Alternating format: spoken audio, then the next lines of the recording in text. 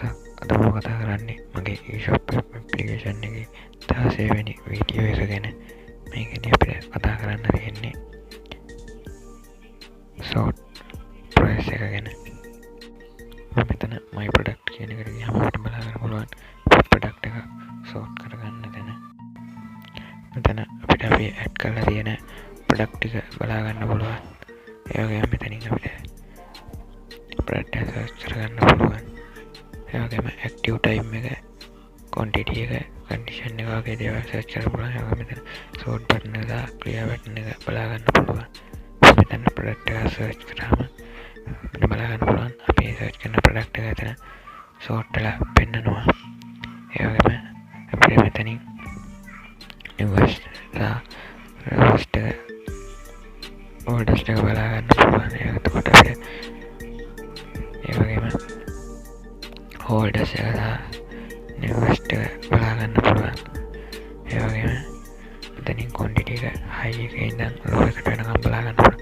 ඒ වගේම low එකේ ඉඳන් high එකට බලා ගන්න පුළුවන්. ඒ වගේම condition එක brand new product එක sort කරගන්න පුළුවන්. ඒ වගේම use product එක sort කරගන්න පුළුවන්.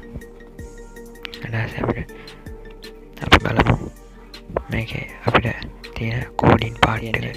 මම sort price එක හදාගන්න use කරලා තියෙන coding part එක අපිට මුලින්ම බලන්න පුළුවන්. මම මෙතන function එකක් add කරගෙන තියෙනවා sort 1 කියලා.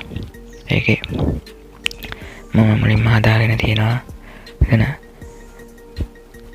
search කරන price එක අපිට බලන්න පුළුවන්. මම ඒක ඊට පස්සේ අපි මම හදාගෙන තියෙනවා අපේ active time price එක search කරන එක. ඒ වගේම ඊට පස්සේ තියෙනවා අපේ quantity එක search කරගන්න එක. ඒ වගේම ඊළඟට හදාගෙන තියෙන්නේ අපේ condition එක search කරගන්න එක. ඒ වගේම මම මෙතන අපේ form data එකට values ටික add කරගෙන තියෙනවා. ඊට පස්සේ මෙතනින් http request එකක් දාගෙන තියෙනවා. ඊට පස්සේ බලා ගන්න බලන්න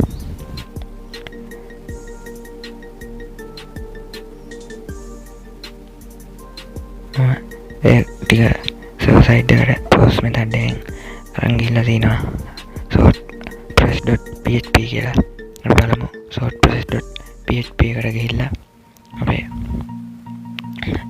coding එක මම මෙතන session start එකක් දාලා අපේ condition එක add කරගෙන තියෙනවා. ඒ වගේම මෙතන select queries add කරගෙන තියෙනවා. ඒ වගේම මේ විදිහට තමයි මම තියන්නේ code එකේ හදාගෙන තියෙන card එක. ඒ විදිහට තමයි මේ price එක code කරගෙන තියෙන්නේ. අපි නැවතත් ඊළඟ වීඩියෝ එකෙන් හමු වෙමු.